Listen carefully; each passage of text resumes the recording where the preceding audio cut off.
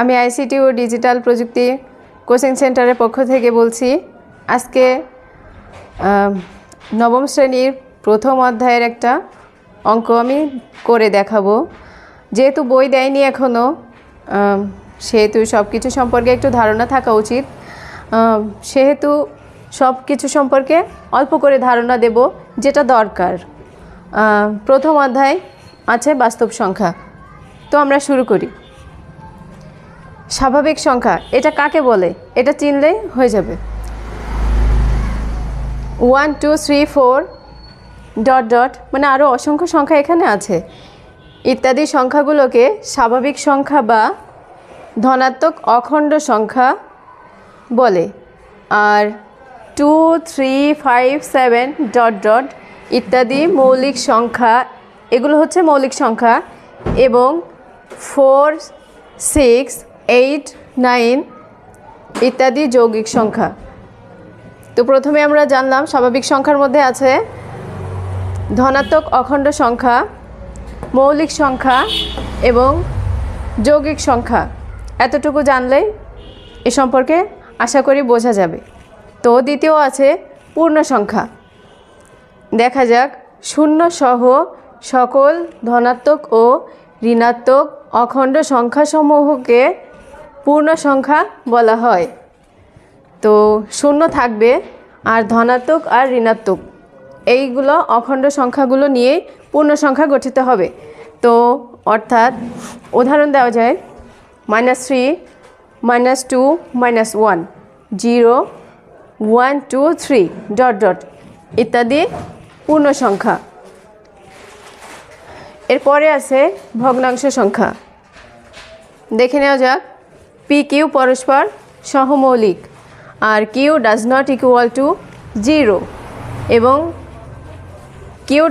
P does not equal to 0 এবং Q does not equal to 0 হলে P by Q আকারের সংখ্যাকে ভগ্নাংশ সংখ্যা বলা হয়।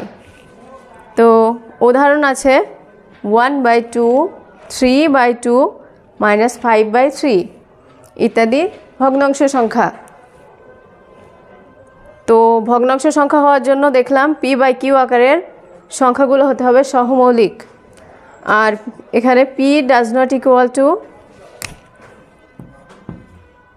0 এবং Q does not equal to 0 হবে। তাহলে পি বাই কিউ আকারের যে সংখ্যাগুলো আছে সেগুলো হবে ভগ্নাংশ সংখ্যা, যেমন 1/2 3/2। এখন আসা যাক অপ্রকৃত ভগ্নাংশ সংখ্যা। পি গ্রেটার দ্যান কিউ হলে ভগ্নাংশকে প্রকৃত ভগ্নাংশ এবং পি গ্রেটার দ্যান কিউ হলে ভগ্নাংশকে অপ্রকৃত ভগ্নাংশ বলা হয়। তো আগে দেখে নেওয়া যাক প্রকৃত ভগ্নাংশ কোনগুলা। -1/2 না, শুধু 1/2 1/3 2/3 1/4 এগুলো হচ্ছে প্রকৃত ভগ্নাংশ। তো তারপরে আসছে অপ্রকৃত ভগ্নাংশ। সেখানে আছে 3/2 4/3 5/3 এবং 5/4 এগুলো হচ্ছে অপ্রকৃত ভগ্নাংশ। আমাদের এইগুলো চেনার দরকার, কোনগুলো প্রকৃত আর কোনগুলো অপ্রকৃত ভগ্নাংশের মধ্যে পড়ে। এরপরে আসছি মূলদ সংখ্যা, যেটা অনেক গুরুত্বপূর্ণ।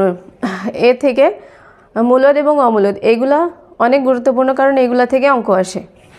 তো দেখি এই সংখ্যাগুলো কাকে বলে, না চিনলে না জানলে তো কিছুই পারা যাবে না। তো পি ও কিউ পূর্ণ সংখ্যা হতে হবে এবং Q does not equal to 0 হতে হবে। তাহলে পি বাই কিউ আকারের সংখ্যাকে মূলদ সংখ্যা বলা হবে। যেমন 3/1 ইকুয়াল টু 3, 11/2 ইকুয়াল টু 5.5 আর 5/3 ইকুয়াল টু 1.666 এরকম অসংখ্য আসবে যার কোনো শেষ নাই ইত্যাদি। এগুলো হচ্ছে মূলদ সংখ্যা। তো মূলদ সংখ্যাকে পি বাই কিউ আকারে প্রকাশ করা যাবে এবং সেখানে Q does not equal to 0 হবে। এবার আসছি অমূলদ সংখ্যা। অমূলদ সংখ্যা যে সংখ্যাকে p/q আকারে প্রকাশ করা যায় না। মূলদ সংখ্যার ক্ষেত্রে যায়, আর অমূলদ সংখ্যার ক্ষেত্রে p/q আকারে প্রকাশ করা যাবে না।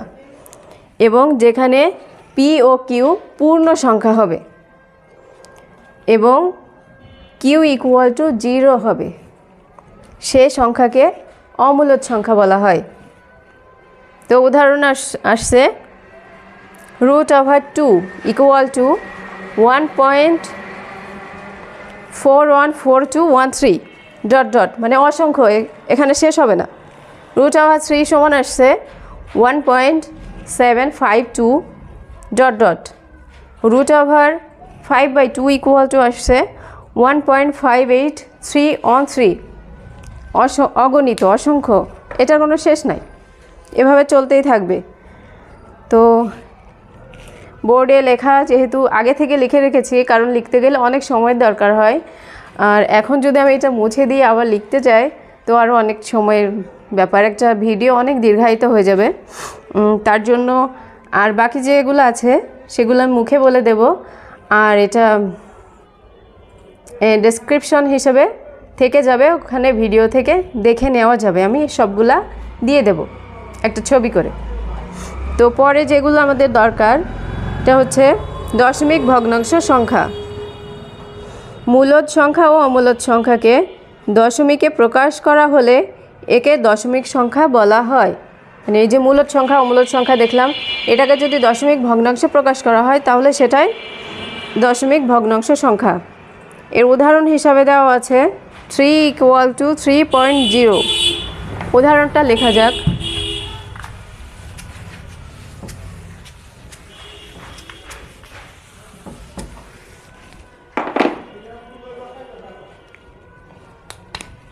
দশমিক ভগ্নাংশ সংখ্যার উদাহরণ 3 = 3.0, 5/2 = 2.5, 10/3 = 3.333 অগণিত, যার কোনো শেষ নাই, চলতেই থাকবে। এগুলো হচ্ছে দশমিক ভগ্নাংশ সংখ্যা।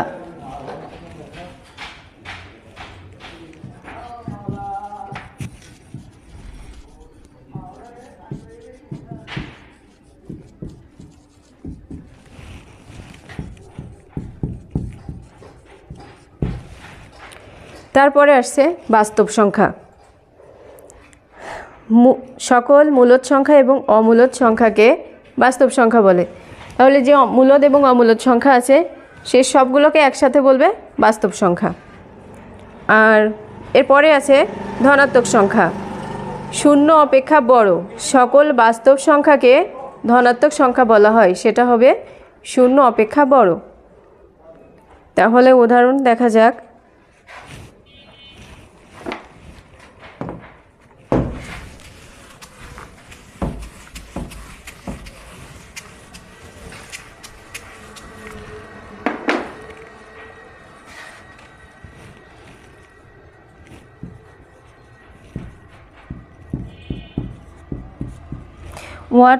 One, 2, 1/2, 3/2, √2, 0.415, 0.62, এগুলো হচ্ছে ধনাত্মক সংখ্যা।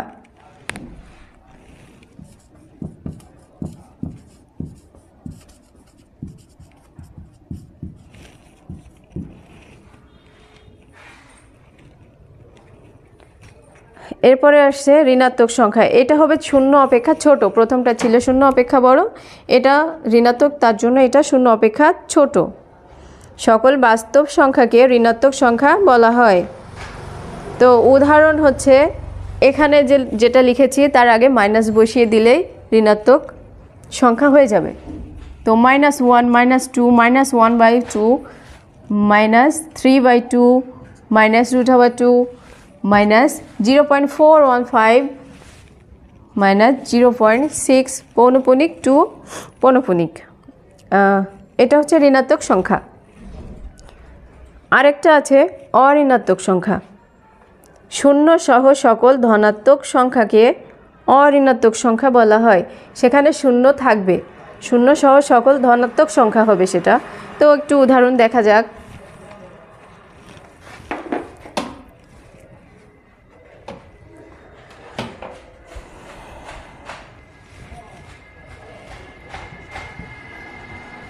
যেমন 0, 3, 1/2, 0.6, 1/2, 1.3, পৌনঃপুনিক 2.12035 ইত্যাদি হচ্ছে অঋণাত্মক সংখ্যা।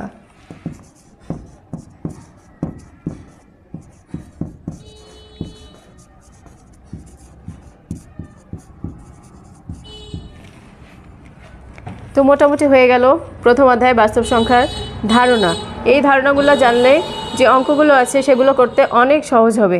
কারণ কোনো বিষয় সম্পর্কে যদি নাই জানি তাহলে সেই বিষয়ে ভেতরে ঢুকবো কী করে, জানতেই তো পারলাম না প্রথমটা কি। শুরুটাই যদি জানা না হয় মাঝখানেই বা যাবো কী করে, শেষে বা করবো কী করে। তো এবার অঙ্ক আসলে আশা করা যায় বোঝা যাবে যে কোথা থেকে আসলো অঙ্কটা। একটা উদাহরণ করিয়ে দেব, সেটা হচ্ছে √2 একটি অমূলদ সংখ্যা। এটা অনেক ইম্পর্ট্যান্ট একটা অঙ্ক, সবসময় ইম্পর্ট্যান্টের তালিকায় এটা প্রথমেই থাকে। তো চলো সেই অঙ্কটা আমরা জেনে নিই, দেখে নিই।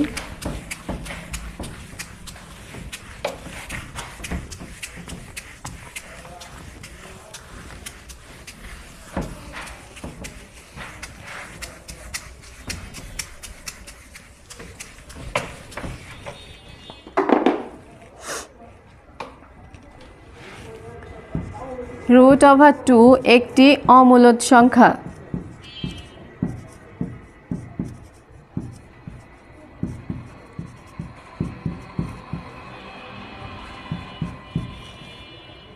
এটা প্রমাণ করতে হবে।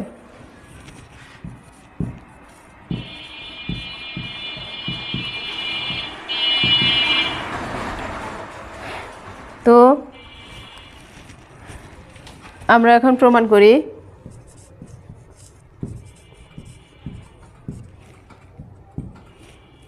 ধরি √2 একটি মূলদ সংখ্যা। মূলদ সংখ্যা ধরে এটা প্রমাণ করে দিতে হবে যে এটা অমূলদ সংখ্যা। ধরি √2 একটি মূলদ সংখ্যা।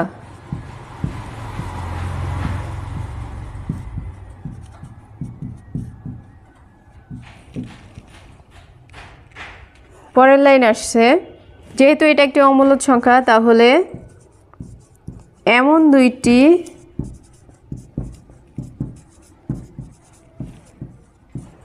পরস্পর সহমৌলিক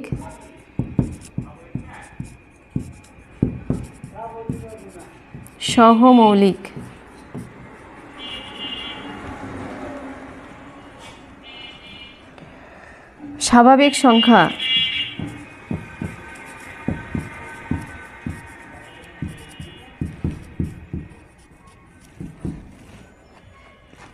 PQ >1, P,Q >1 থাকবে যে √2 = P/Q বা 2 = P²/Q²। এটা আমরা বর্গ করে নিয়েছি, এখানে বর্গ করে, অর্থাৎ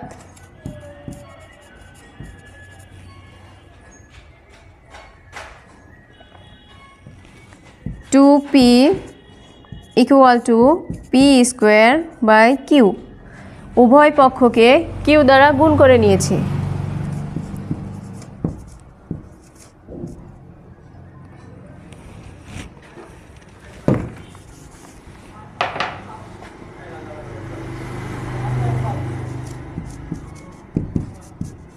উভয় পক্ষকে Q দ্বারা গুণ করে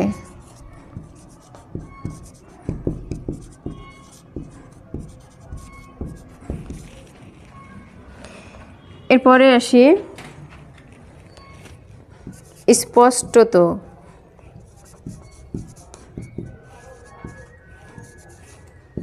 টু পি পূর্ণ সংখ্যা,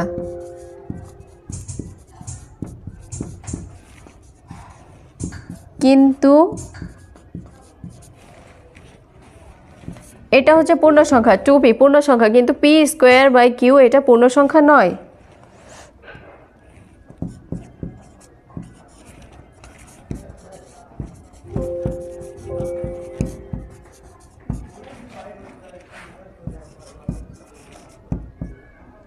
কারণ হচ্ছে পি ও কিউ স্বাভাবিক সংখ্যা।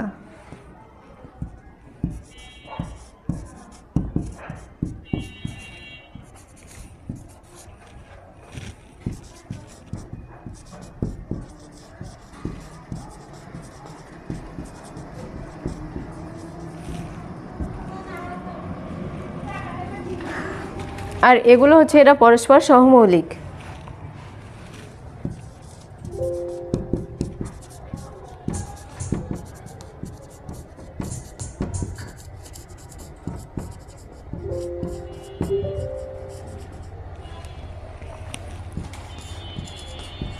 এবং কিউ গ্রেটার দেন 1।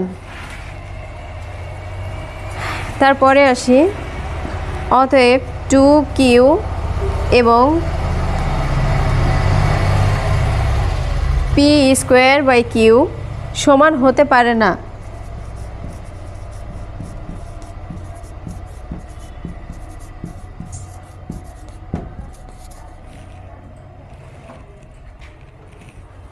অর্থাৎ two P does not equal to P square by Q. Two P এবং টু কিউ এটা তো কখনোই টু পি এবং পি স্কোয়ার বাই কিউ এটা তো কখনোই সমান নয়। তো সেটাই আমি লিখে দিয়েছি, অর্থাৎ two P does not equal to P square by Q.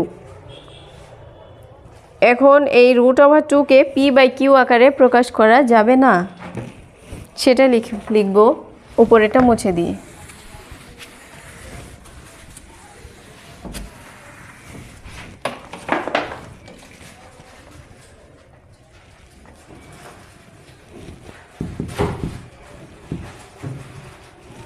√2কে P by Q আকারে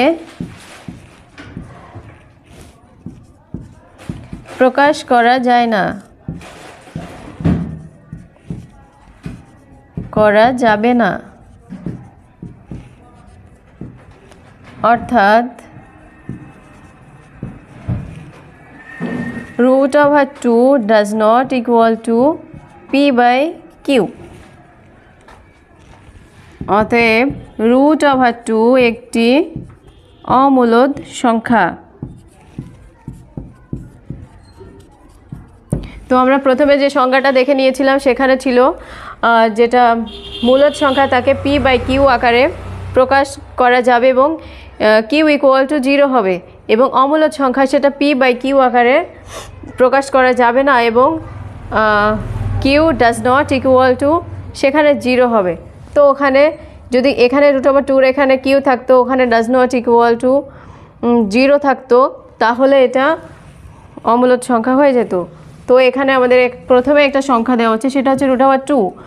তো √2 ইকুয়াল টু যদি পি বাই কিউ দিই তাহলে এটা মূলদ সংখ্যা হয়, এবং যেহেতু does not equal to P by Q আসছে সেহেতু এটা একটা অমূলদ সংখ্যা। আর যেহেতু টু কিউ এবং পি স্কোয়ার বাই কিউ সমান হতে পারে না, এটা সমান না, কখনোই সমান না, সো এটা হচ্ছে একটা অমূলদ সংখ্যা। আশা করি আমি বোঝাতে পেরেছি, যতটুকু আমার সাধ্য ততটুকু চেষ্টা করেছি। তোমাদের কাছে কেমন লেগেছে আমি জানি না, যদি পারো কমেন্ট করে জানিয়ে দিও কেমন লেগেছে। আর যদি কোনো ভুল ত্রুটি হয় সেটা জানিয়ে দিবা, পরবর্তী ভিডিও দেওয়ার সময় সেগুলো ঠিক করে নেব। ও সবাই ভালো থাকবে, সবার সুস্বাস্থ্য কামনা করে আজকে এই পর্যন্তই। আল্লাহ হাফেজ।